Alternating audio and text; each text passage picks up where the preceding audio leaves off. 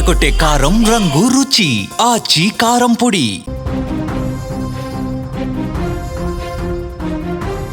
ఒక్క అనుమానం ఆ కుటుంబం మొత్తాన్ని చిన్నాభిన్నం చేసింది. కుటుంబ కలహాలు, అనుమానం ఒక నిండు ప్రాణాన్ని బలి తీసుకున్నాయి. భార్యపై అనుమానం పెంచుకున్న భర్త క్రమక్రమంగా తీవ్ర కోపానికి దారితీసింది. నిద్రపోతున్న భార్యను అతి కిరాతకంగా చంపేశాడు. పదునైన కత్తితో గొంతు కోసి హత్య చేశాడు. ఈ దారుణ ఘటన అనంతపురం జిల్లాలో జరిగింది. అనంతపురం నగరంలోని ఎల్లమ్మ కాలనీలో వీరాంజనేయులు, గంగ భార్యాభర్తలు. వీరాంజనేయులు స్థానికంగా బేల్దారి పనిచేస్తూ ఉంటాడు. భార్య గంగ ఓ హోటల్లో పనిచేస్తోంది. ఈ నేపథ్యంలో భార్య ప్రవర్తనపై వీరాంజనేయులకి అనుమానం కలిగింది. ఇదే విషయంపై ఇద్దరి మధ్య తరచుగా గొడవలు కూడా జరుగుతూ ఉన్నాయి. సీన్ కట్ చేస్తే బుధవారం తెల్లవారుజామున కూడా దంపతుల మధ్య తీవ్ర స్థాయిలో వాగ్వాదం జరిగింది. ఆవేశంతో ఊగిపోయిన వీర ఇంట్లోనే ఉన్నటువంటి పదునైన ఆయుధంతో గంగ గొంతు కోసి దారుణంగా చంపేశాడు. తీవ్ర రక్తస్రావం కావడంతో ఆమె అక్కడికక్కడే ప్రాణాలు కోల్పోయింది. హత్య చేసిన అనంతరం నిందితుడు నేరుగా అనంతపురం 1 టౌన్ పోలీస్ స్టేషన్కి వెళ్ళి పోలీసుల ఎదుట లొంగిపోయాడు. రెక్కాడితే కానీ డొక్కాడని సామాన్య కుటుంబంలో అనుమానం పెనుభూతంగా మారి ఒక ప్రాణాన్ని తీయటం, మరొకరిని జైలు పాలు చేయటం ఆ ప్రాంతంలో తీవ్ర విషాదం నెలకొంది. తరచుగా కొన్ని రోజులుగా గొడవలు జరుగుతున్నాయి. ఇతనేమో బేల్దారి పనిచేస్తా ఉన్నాడు, ఆమెమో హోటల్లో పనిచేస్తూ ఉంది. హోటల్లో పనిచేస్తున్నటువంటి ఇతర వ్యక్తితో నువ్వు అక్రమ సంబంధం పెట్టుకున్నావు అని చెప్పి అనుమానం పెంచుకొని రోజు ఇదే రకమైనటువంటి గొడవలు. పెద్దలు నచ్చజెప్పే ప్రయత్నం చేశారు. ఇరుగు పొరుగు వాళ్ళు ఇది కరెక్ట్ కాదని చెప్పారు, మంచిగా ఉండాలని చెప్పారు. ఎంత చెప్పినా సరే వినిపించుకోరా. ఈ అనుమానం అనేది పెనుభూతంగా మారిపోయి గొడవలు పెద్దది కావటానికి కారణమైంది.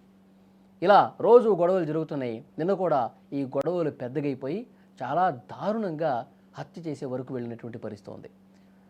చూడండి, మనం గతంలో కూడా చాలా సందర్భాల్లో చాలా వీడియోలు కూడా మాట్లాడుకున్నాం.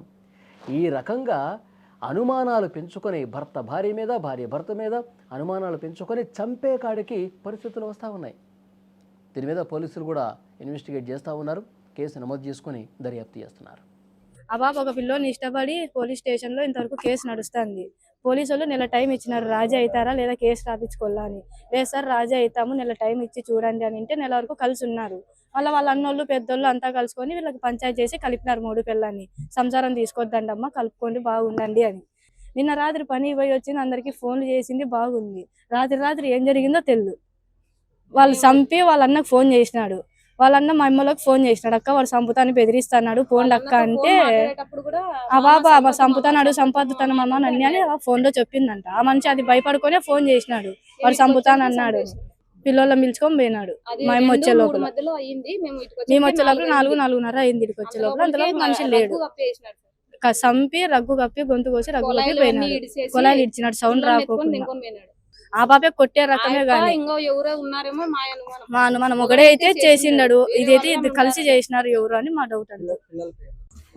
ఈరోజు అనంతపురం టౌన్ బిందెల కాలనీ, ఎల్లమ్మ కాలనీ అంటారు. ఎల్లమ్మ కాలనీలో ఈ ఇంట్లో వీరాంజనేయులు, లక్ష్మీగంగ ఇద్దరు దంపతులు ఇక్కడ కాపురం ఉంటున్నారు.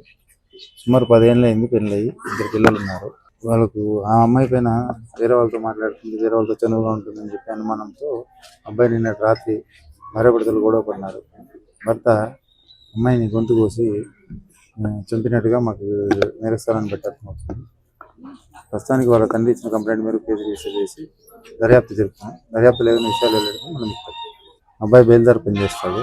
అమ్మాయి ముత్యాలరెడ్డి బస్ స్టాండ్ దగ్గర ఉన్న ముత్యాలరెడ్డి అవుట్లెట్ ఉంది, దాంట్లో పనిచేస్తాడు.